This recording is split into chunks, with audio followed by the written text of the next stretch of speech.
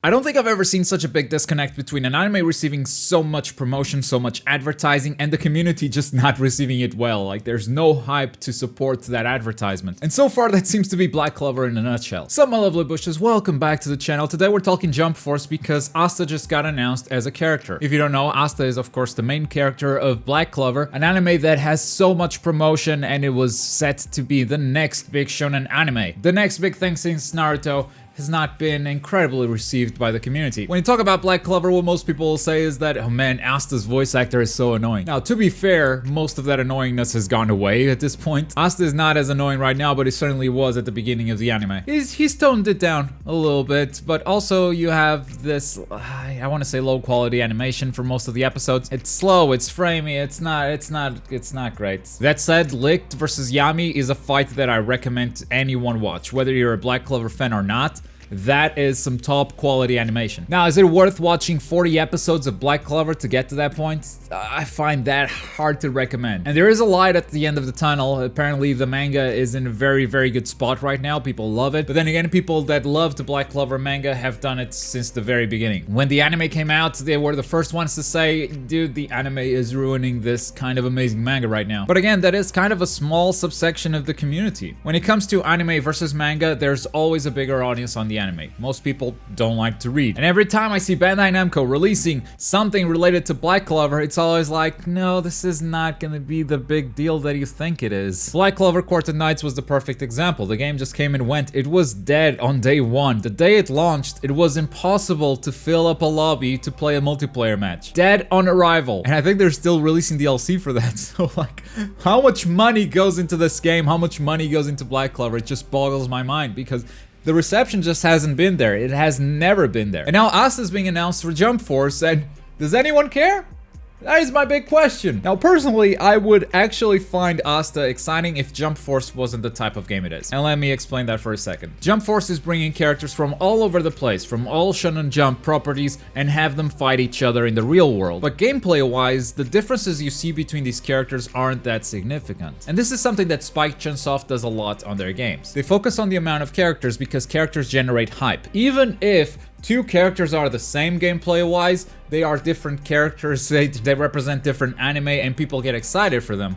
Even if they just play the same. I mean, talk about Dragon Ball FighterZ and having multiple Gokus. At least they play very different from each other, but people complain because they're technically the same character. While if Fighters released Master Roshi, but the moveset was the same as, I don't know, base Goku, one, it would be a bit weird because he would have a Spirit Bomb, but people wouldn't complain as much because they're getting a new character in their eyes. And this is the sort of hype that Jump Force really capitalizes on. I could see Asta being amazing to counter magical characters. Jump Force features multiple anime universes, and in Black Clover, every character uses magic. So Asta ends up countering most characters from Black Clover because he has an anti-magic sword. But how well does he counter other characters from other universes?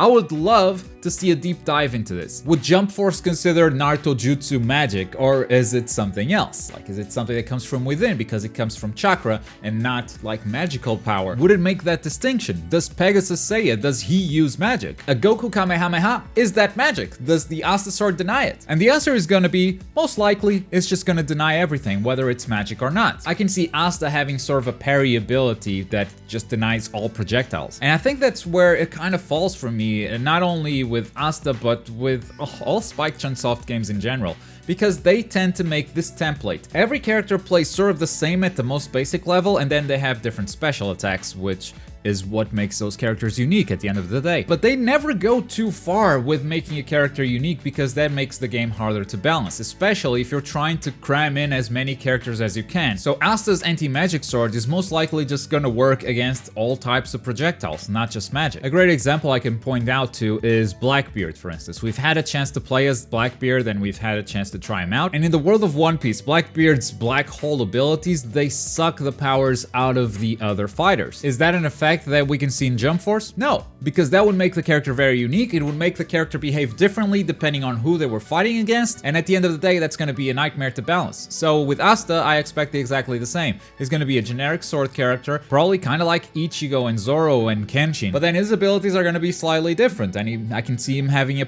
parry ability, a projectile absorption ability, and that's fine, but that's not as unique as it could have been, right? Now, the character was leaked through a scan by Yonko Productions. I've looked at the Japanese in the scan and nothing really is worth translating. It's just stuff like, oh, his magic is to never give up and his anti-magic sword is gonna do work in the battlefield. Generic hype stuff like that, no specifics on his abilities, so nothing to break down here. And then Bandai Namco officially released some screenshots and Asta actually looks good. There are some characters that with the Jump Force art style have looked kinda weird. I mean, why does Cell have neon lights inside of his mouth? I still don't know, but I think Asta fits. Asta fits the art style and Asta actually looks pretty good. He's got that demon form, which is probably tied to his ultimate attack or his awakening, but for more details, we're gonna have to wait and see. Now, I've ranted quite a bit throughout this video, but that's only my opinion. I'd love to know yours. What do you think of Asta and his inclusion in Jump Force? Let me know all your thoughts in the comments down below. And that's actually gonna do it for today. Most of the videos on this channel are powered by these guys right here. You too can join the community by clicking here.